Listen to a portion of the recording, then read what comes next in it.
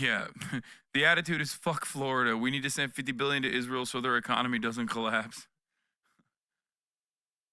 Yeah. As Moody's downgrades them once again. Unacceptable. Unacceptable act of anti-Semitism from Moody's, by the way. Someone needs to put an end to this. Trump Town Hall in Michigan is live. We'll do that again. This time he doesn't have Sarah Huckabee. Seems like it's the same arena that he's in. Automotive parts out of ductile iron for brake components, axle components. He's going to be like, what's your answer to the automotive industry's problems? Nuclear war. Losing jobs to China, India, Mexico, and it's become more difficult to compete. Manufacturers like us, we are some of the largest users of energy, and under Harris and Biden, the energy costs have tripled. So my question is, what will you do to get energy back down so us U.S. manufacturers can compete and bring it back to the jobs here? Yeah, so it's a great question. A lot of people have the same question because it's affecting their companies. I just left one. A man from the Netherlands, we made a speech, a wonderful guy, and he said the problem was he opened up because of me. He opened in 2017, and he had 3 great years, and now with them, he's not doing well. What we're doing is, I said about the energy as to what we do and how we do it, but China's coming in, and you said Mexico. Mexico's a big threat now. Mexico's taking a lot of your business, and we're not going to let that happen. We need a smart series of tariffs and taxes. We're going to bomb Mexico. Very simple business. You know, China won't take cars from outside of China. They only take them if you build in China. You have to build your factory. So if I'm making a car and I think I'm going to sell it into China, they have a massive over 100%. Good thing Trump didn't sign like a new version of NAFTA when he was president. Tariff, I'm going to have to build my factory in China. And they encourage it. They help it. We're going to be doing the same thing, but we're going to do it even better. We're going to bring cars back. We're going to bring, like you say, what are you, auto parts and things like that, right? We're going to bring that all back to this country. It's all coming back. If they had to pay tariffs on what they're doing and what they're selling into our country, they wouldn't be putting your business out of business if that's where you're going. It will never happen, and we're going to do it just the opposite. Plus, we're lowering the tax rate. So I took it from 39% to 21%. These are for companies, and that's why we had the great numbers for jobs. But now what I'm doing is I'm going, and nobody thought that was possible, and I got it approved by Congress, believe it or not. Now we're going to 21, from 21 to 15%, but you have to make your product in the USA. So if you want to take advantage of the low tax rate, you have to make your product. So we'll be down. Fuck it, lower it to 0, bitch. Let's go. One of the lowest tax rates in the whole world, so it's more than competitive. Companies will come here.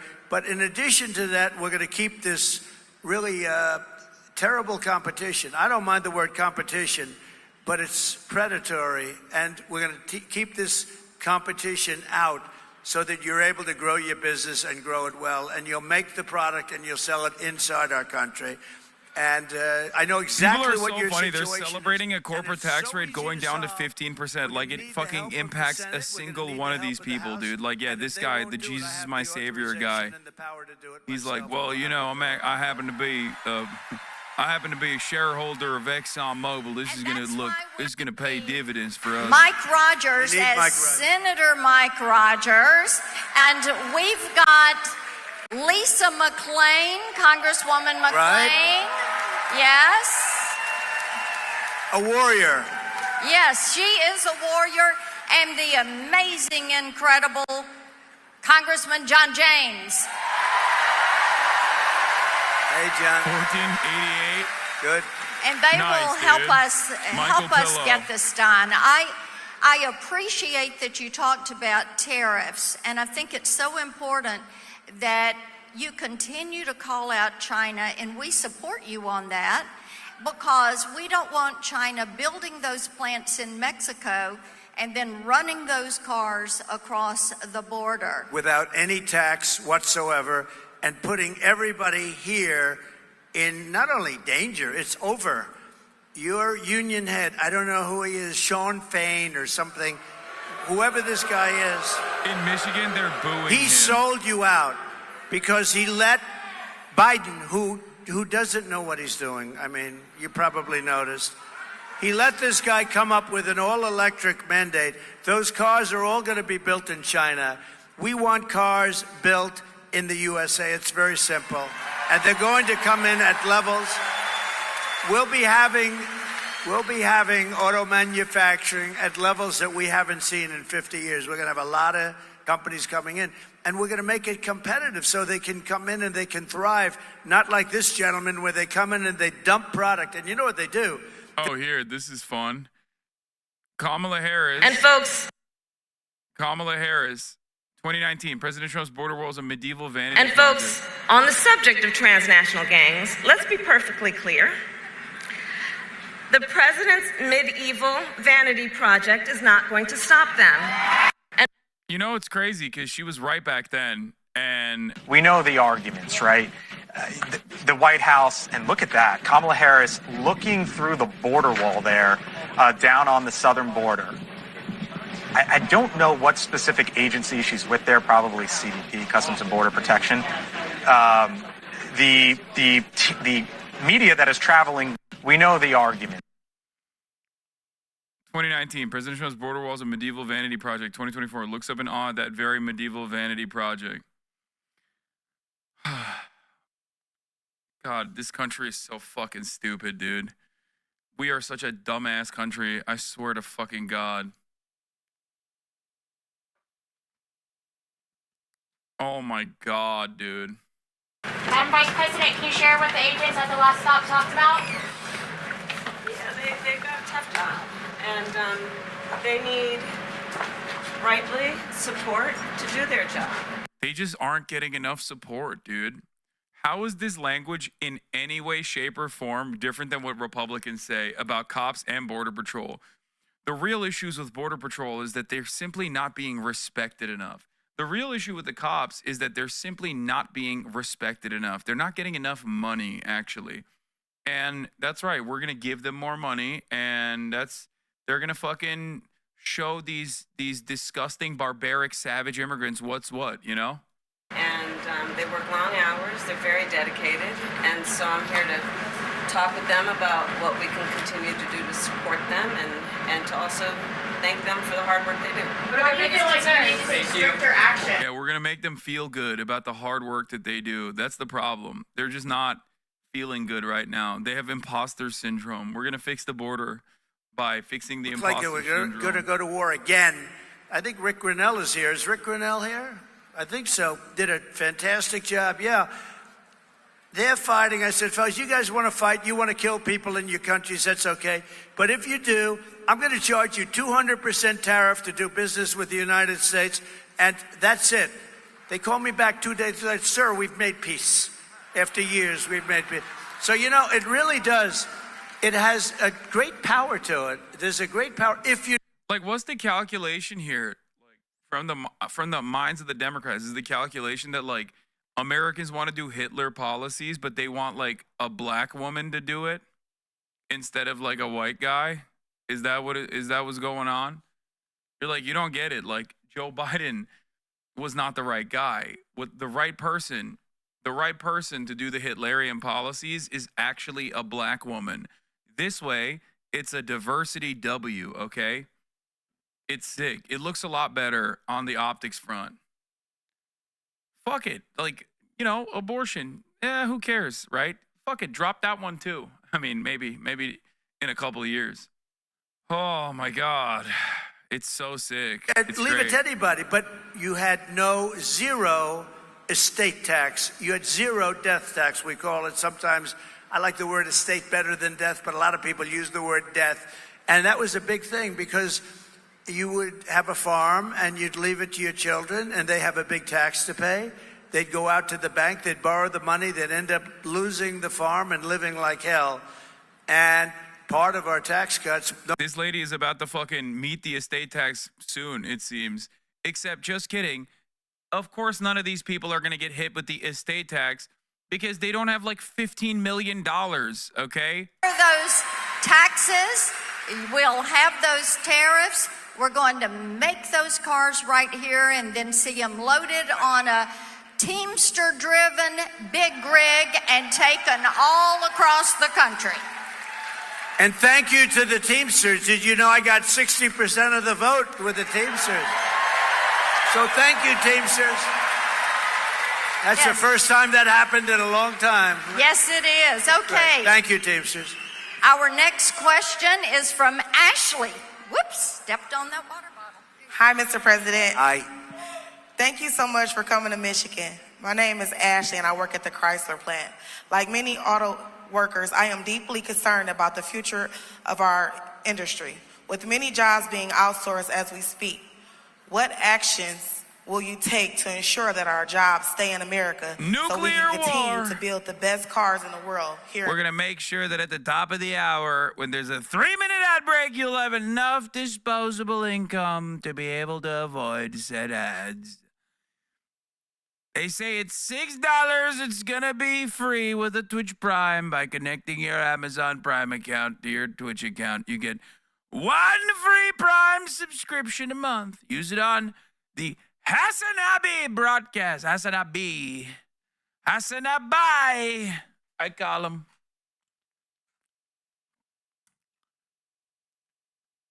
What do you have to say to your viewers that doesn't get irony? I don't know.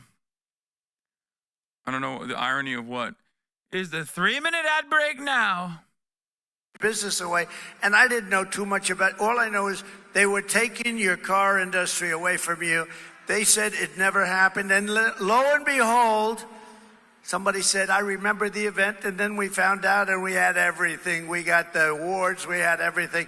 It did happen, but I gave a speech which at the time was pretty controversial. Definitely. We can't let them take your car business away. Definitely. Thank you for the 10 gifted subs, allowing 10 little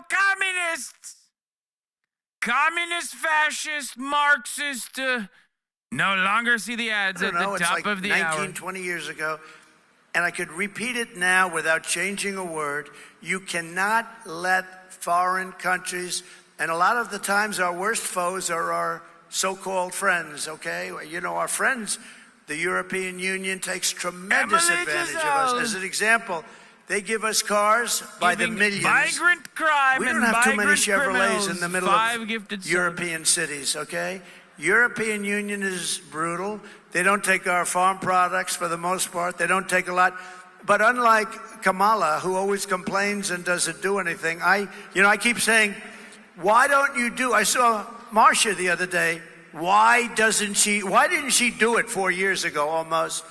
And I say that, she's on the border today. Try and justify. What a day for the border. She goes to the border today, and they just announced just before she got up to speak that more than 13,000 murderers from jail, solitary confinement people in many cases, were released.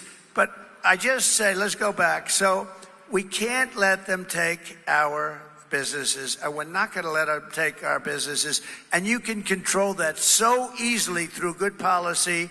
Not her kind of policy, by the way. She changed her policy 15 times. No fracking. Oh, I like fracking. Defund the police. She wants to defund the police. Now, oh, I love the police all of a sudden. By the way, when anybody is into defunding the police even for a day during their career, they can no longer serve as president of the United States, I can tell you. So we're not going to let them take our businesses. And really, a lot of that's determined by our taxation policy. When China has to pay all that money, the people that liked me the best were the steel companies because I saved them. They were dumping, China and others, but mostly China was dumping steel in here at levels that nobody had ever seen before. And it was putting the steel companies out of business. I put a 50 and 100% tax on the dumping of steel, and the steel companies thrived. I saved them, and you have to have the steel companies. So we'll do the same thing, and you don't worry about it. Here's what you have to do. I only ask you to do one thing, and then you can sleep beautifully all night long, go to a job you love, and get a lot of money at the end of the week. You know what the thing is? Vote for Trump. If you vote for Trump, everything's going to be taken. There you go. Everything is going to be vote taken. for him. All the good things will happen. And vote for Kamala. All the we bad have things will happen. Todd. It's that simple. We've got another question over here. Todd, Okay, Todd. is over here, right there. Okay, Hi. he's got his microphone. Todd? Welcome, President Trump. First off, I want to say you and your family are in me and my wife's daily prayers. Thank you. May God continue to watch over you. Thank you very much. It's just, dude, we are becoming increasingly dumber and more violent and more belligerent as time moves on. On the right hand of the spectrum, you have the Republicans that are just basically collectively hallucinating a completely different reality than what is in front of our eyes. And on the liberal side, you have liberals bouldering towards the Republican Party's positions of like only 4 years prior and actively yelling at anyone that even says, hey, this seems kind of fucked up. This seems kind of weird. No, don't you feel like things are getting worse and worse overall? And they're like, oh, I guess you want the QAnon sex offender party to fucking win, you fucking piece of shit. I bet you're QAnon too. Great stuff overall. Certainly, no one should take a deep breath and just like look at the situation with a, I don't know, like a larger snapshot view.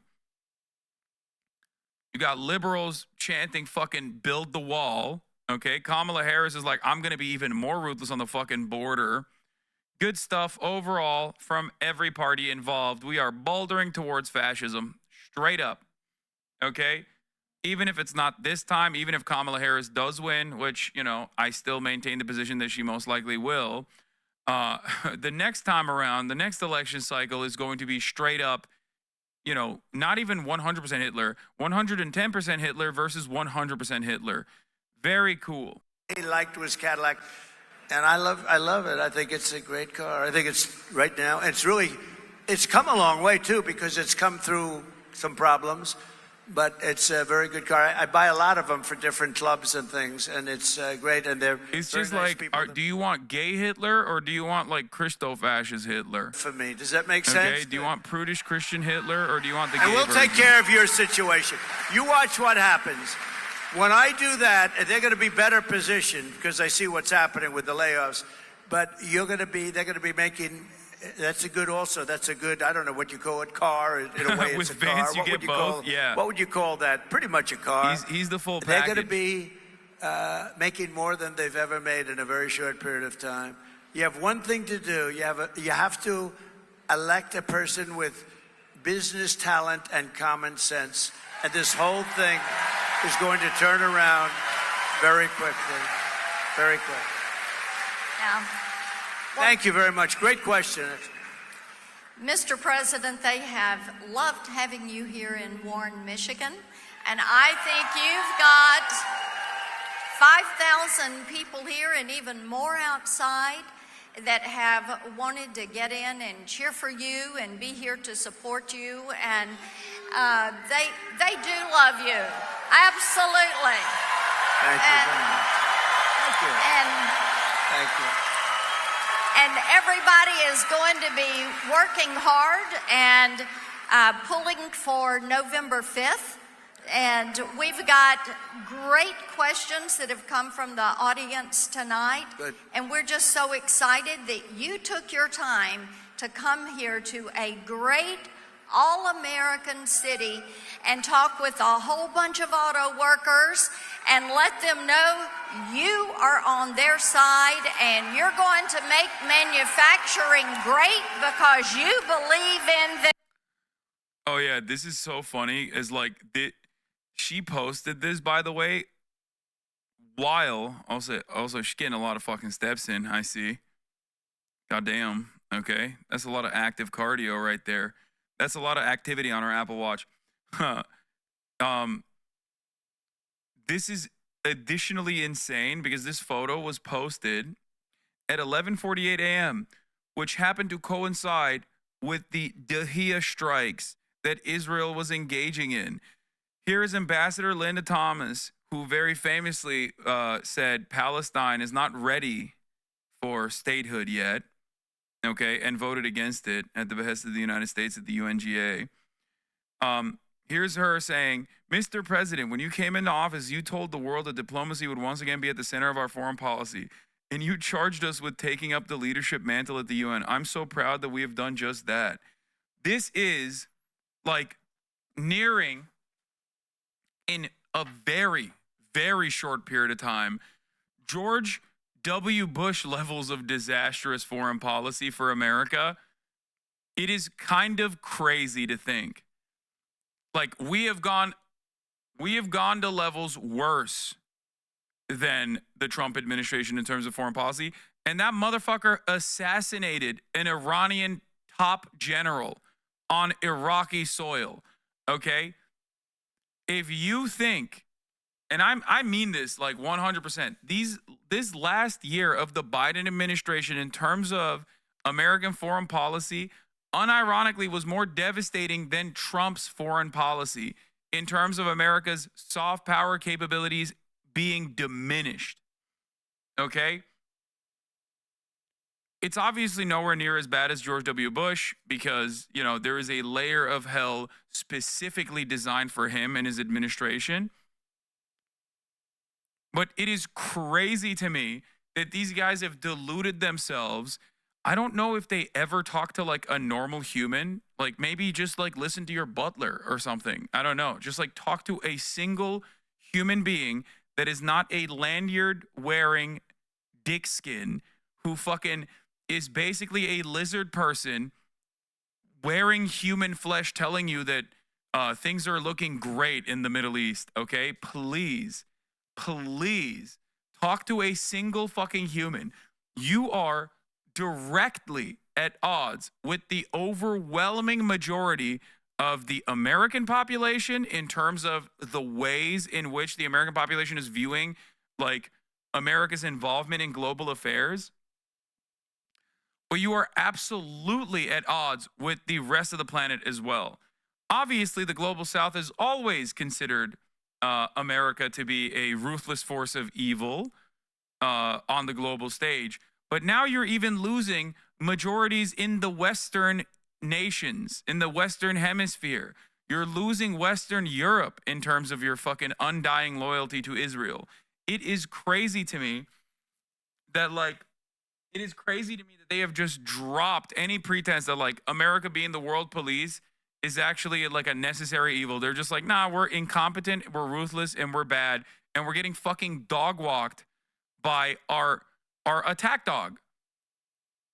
We're getting fucking dog walked by our attack dog right now as it is violently lashing out at anyone that it can in its vicinity with American weapons and unlimited billions of dollars of weapons contracts going to Israel. I just wanted for a moment to speak about Teresa. We had some time together backstage, and you know, I think that in moments of crisis, such as the fentanyl crisis, there are people who, through their suffering and their pain, rise with courage in such a selfless way to be a voice for others with the anticipation and the hope and the hard work of hoping that their story will be the reason other people don't have that story. And you sharing your story about Jacob and your advocacy on why we have to stop this scourge is so incredibly important. And again, I applaud Teresa, and I know we all do. And our need to stop this issue is one of the reasons that we are all here together today. I also want to thank the extraordinary elected officials who are here. Senator Mark Kelly came with me. He and his extraordinary wife, Gabby Giffords, traveled with me from Washington, D.C. to be here, and Senator Kelly has been talking with me for quite some time about the importance of this visit. And so I thank you in front of all of our friends for your work. Thank you. Thank you. Attorney General Chris Mays, who just tore up the floor. She is, you know, one of, I'm going to talk a bit about it in a minute, but some of the work that I have done in my career as Attorney General, and watching her do the work that she has done as Attorney General really does emphasize the importance of having the right leader at the right time, in the right place, and that's who she is. Mayor Hewish, I thank you for the warm welcome. We've spent some time together. You've shared with me the needs of your community, and I thank you for your leadership as well. And to all the elected and community leaders here today, thank you for taking the time out of your busy lives to be here this afternoon. Before I begin, I do want to say a few words about Hurricane Helene. I spoke this morning with our FEMA administrator, Chris Well, and President Biden and I, of course, will continue to monitor the situation closely. We have mobilized more than 1,500 federal personnel to support those communities that have been impacted. We have food, water, and generators that are ready for deployment. And why does it look like a fake set? Am I crazy? we are working to restore power for millions of people who currently are experiencing outages. And I just want to stress, and for the press that is here, to those who are watching. Sorry, guys. I know we had some money allotted for recovery efforts, but they must go to Israel. Sorry. So I continue to urge everyone to please continue to follow guidance from your local officials until we get past this moment. So thank you all. And now I'll speak about, in particular, the people who are here today and why we are gathered here together today. So Arizona, I think you all know, and this is why you are here, there are consequential issues at stake in this election. And one is the security of our border. The United States is a sovereign nation, and I believe we have a duty to set rules at our border and to enforce them. And I take that responsibility very seriously. We are also a nation of immigrants.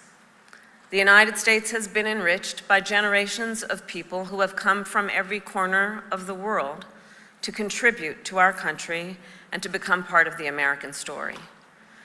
And so we must reform our immigration system to ensure that it works in an orderly way, that it is humane, and that it makes our country stronger.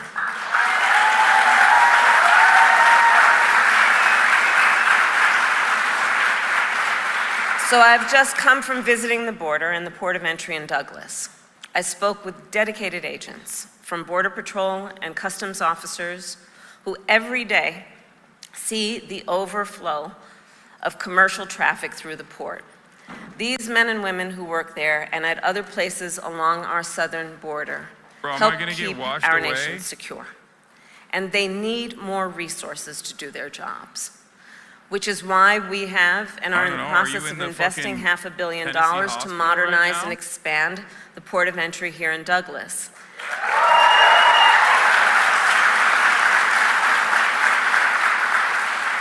And why last December I helped raise the rate of overtime pay for border agents, and also why I strongly supported the comprehensive border security bill. Written last year, as you know, by a bipartisan group of senators, including one of the most conservative members of the United States Congress. That bill would have hired 1,500 more border agents and officers. It would have paid for 100 inspection machines to detect fentanyl that is killing tens of thousands of Americans every year. It would have allowed us to more quickly and effectively remove those who come here illegally, and it would have increased the number of immigration judges and asylum officers. It was the strongest border security bill we have seen in decades. It was endorsed by the Border Patrol Union, and it should be in effect today, producing results in real time right now for our country.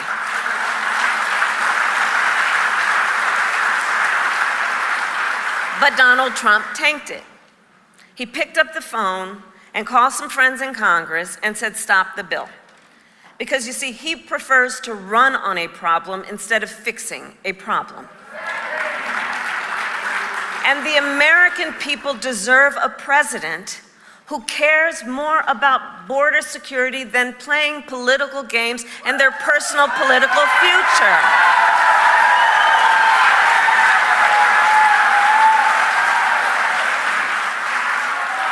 And so even though Donald Trump tried to sabotage the border security bill, it is my pledge to you that as President of the United States, I will bring it back up and proudly sign it into law.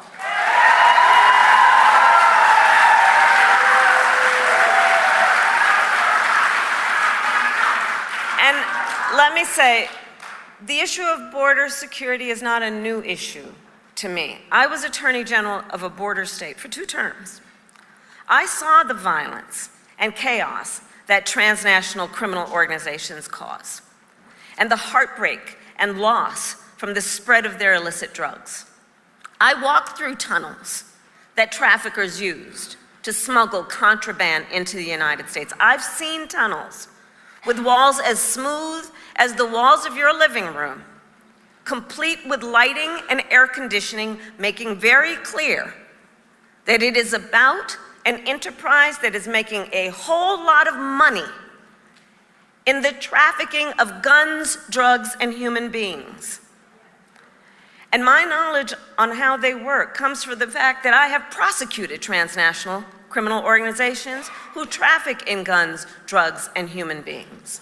My team and I broke up a heroin trafficking ring in the Bay Area with ties to Mexican cartels. We took down a gang working with the Sinaloa cartel to traffic methamphetamine into the United States. We seized millions of dollars worth of cocaine from the Guadalajara cartel and broke up a drug trafficking operation including pill mills and so-called recovery centers that were pushing opioids with deadly results. As Attorney General of California, it was 10 years ago that I brought a bipartisan group of American attorneys general and led that group to travel to Mexico City to meet with Mexican attorneys general to address this issue, and in particular, to increase intelligence sharing on gang activity, all of which allowed us to prosecute. Why you never show Democrat presidential candidates? Who the fuck? Is this a fucking meme? What's happening right now? State of California, analyzing transnational criminal organizations and the threats they pose to public safety and to the economy.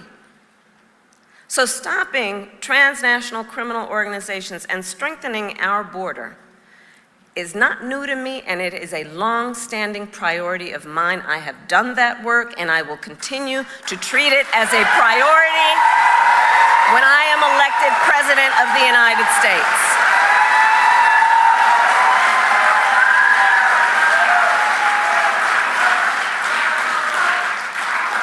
And it is my pledge to you, understanding how solutions get formed, that I will reach across the aisle and I will embrace common sense approaches and new technologies to get the job done.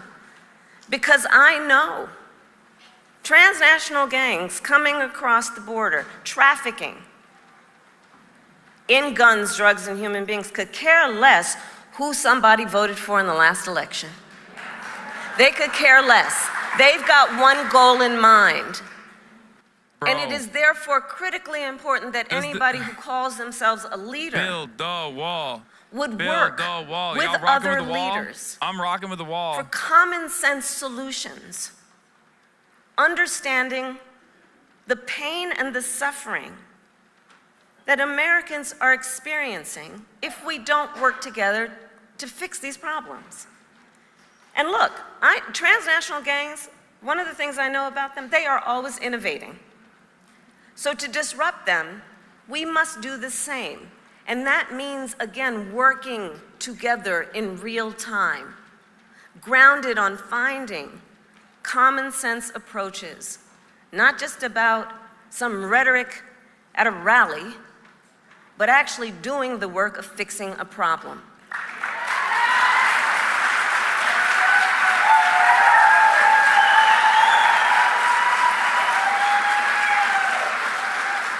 And as president, I won't only bring back the border security bill that Donald Trump tanked, I will do more to secure our border.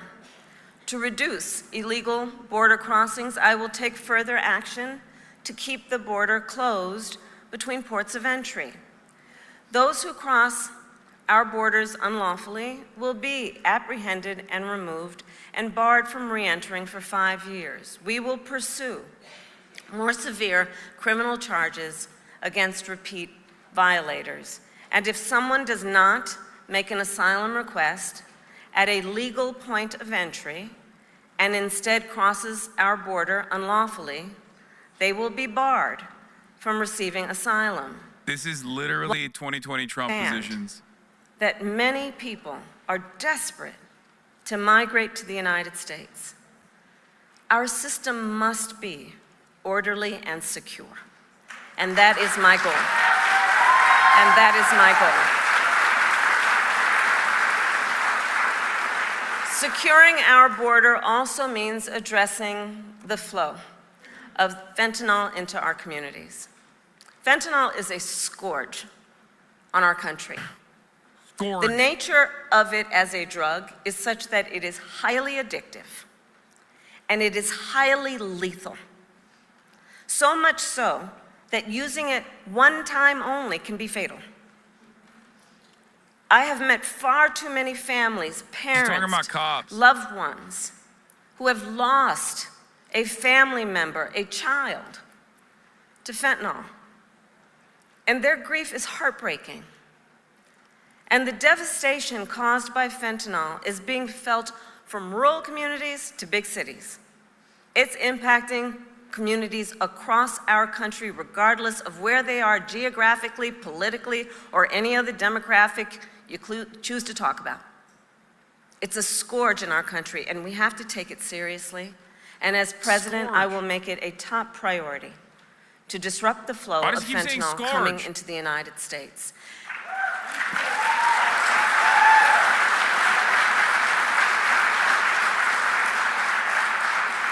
And I know everyone here understands that most of the fentanyl in America comes from 2 cartels based in Mexico.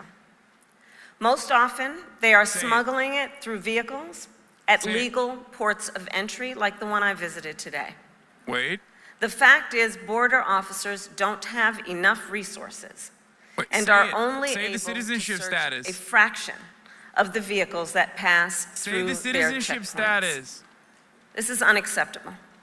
They need the resources to do their jobs. Say the status of the citizenship. And as we could have done with that border security bill, I will surge support to law enforcement agencies on the front lines, more personnel, more training, and more technology, including 100 new inspection systems that can detect fentanyl hidden in vehicles. And we will make sure that our ports of entry, including airports and seaports, have additional state-of-the-art technology to detect fentanyl and the chemical tools used to make it. Has Trump up 3 in Arizona. I will also double the resources for the Department of Justice to extradite and prosecute transnational criminal organizations and the cartels. Yes. I keep repeating that over and over again. Hey, say who's bringing the fucking drugs in. I will ensure that Come on, please. Say who's bringing the drugs in. You're so close to the fucking border entry thing. We must materially and sustainably disrupt the flow of illicit fentanyl coming into our country. My approach takes into account also that the precursor chemicals used to make fentanyl are by and large made in China and then shipped to Mexican cartels and trafficked right here into the United States. Our administration demanded that China crack down on the companies that make those chemicals. What happened? And it has started to happen. But they need to do more. And as president, I will hold them to their commitment to significantly reduce the flow of precursor chemicals coming from China.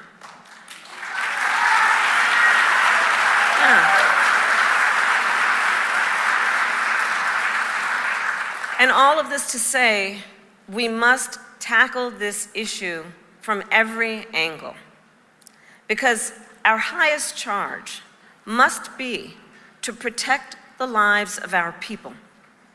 it must be to understand the pain and to have the courage to know that solutions are at hand if we focus on fixing a problem instead of running on a problem.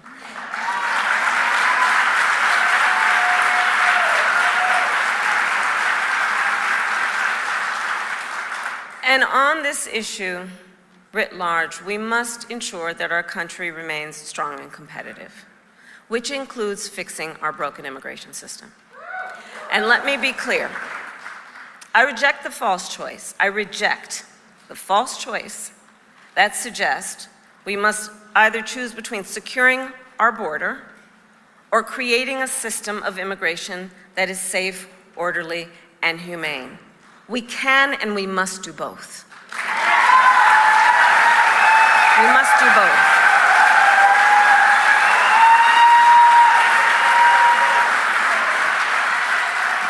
And we need clear legal pathways for people seeking to come into our country.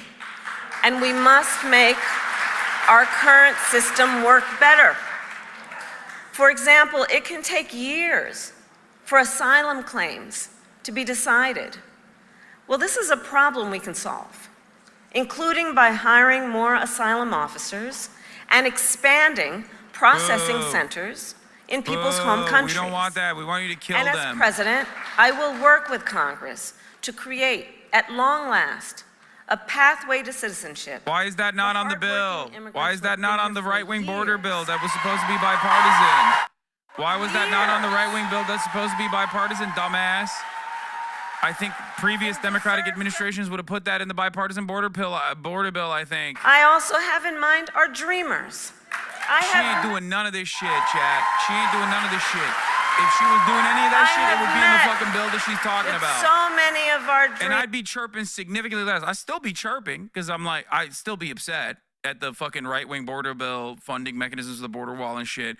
But they didn't even put that in there. They didn't put any of this shit that she's talking about in there. There's no clear bill that will ever pass Congress. All things considered, there's no fucking clean bill that will be giving amnesty to fucking immigrants and also protecting dreamers that will ever pass Congress. The same goes for farm workers who ensure that we have food on our tables and who sustain our agricultural industry. And they too have been in legal limbo for years because politicians have refused to come together to fix our broken immigration system. Well, as president, I will put politics aside to fix our immigration system and find solutions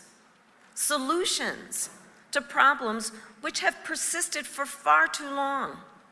For far too long, we have all known this is not working as it can and as it should.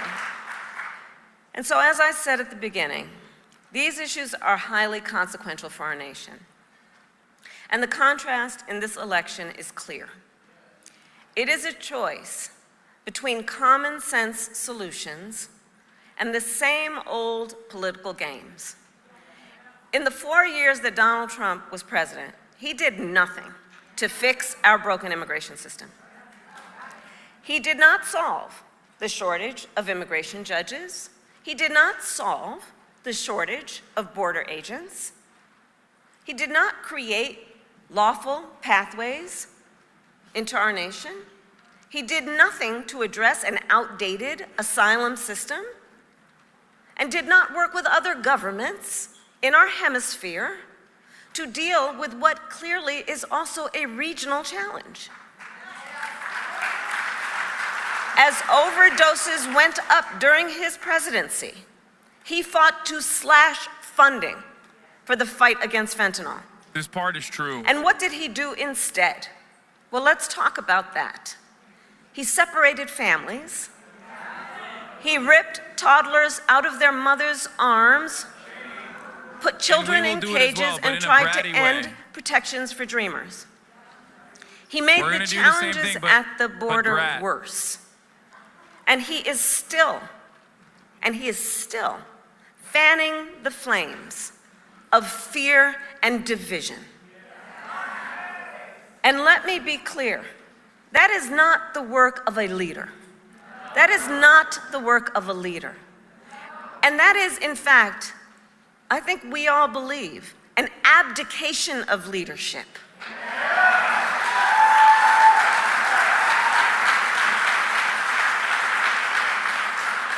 And so on behalf of all across our nation we are going to want make to see the these problems transnational solved, migrant gangs I say, trans. we cannot accept Let me be clear. Donald We're going to Trump's make them. failure to lead. We should not. We're going to give them bottom permit surgery. Scapegoating instead of solutions. And let's see what's happening. Let's not permit scapegoating instead of solutions, or rhetoric instead of results. As your president, I will protect our nation's sovereignty, secure our border, and work to fix our broken system of immigration. And I will partner with Democrats, Republicans, and independents to do it.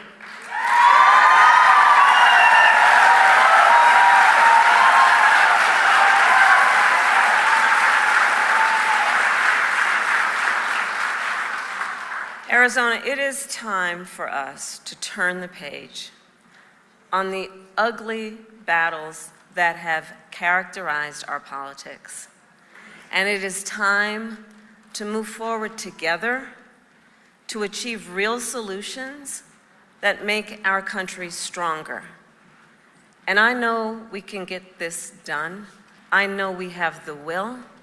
I know we have the courage. I know the solutions are at hand, and I know we are ready. And so with all of that, I say thank you. May God bless you, and may God bless the United States of America. May God bless our troops.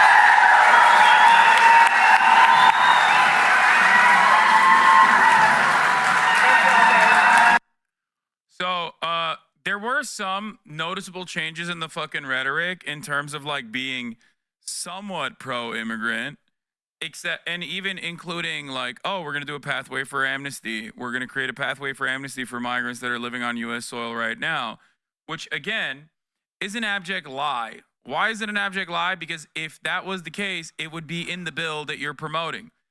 If that's something that you actually cared about, you would say, we're going to go back to the table and we're going to make an actual bipartisan bill, okay?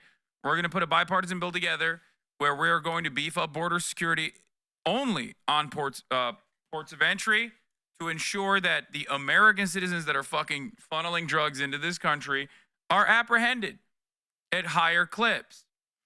But also, make no mistake, it's not the immigrants that are bringing in the drugs. It's American citizens that are bringing in the drugs. So if you want to stop the drug flow into this country like I do, then you got to fucking make sure that you are beefing up our targeting systems while simultaneously making it so that these cartels aren't making a fucking killing on the other side of the equation by trafficking fucking migrants into the border.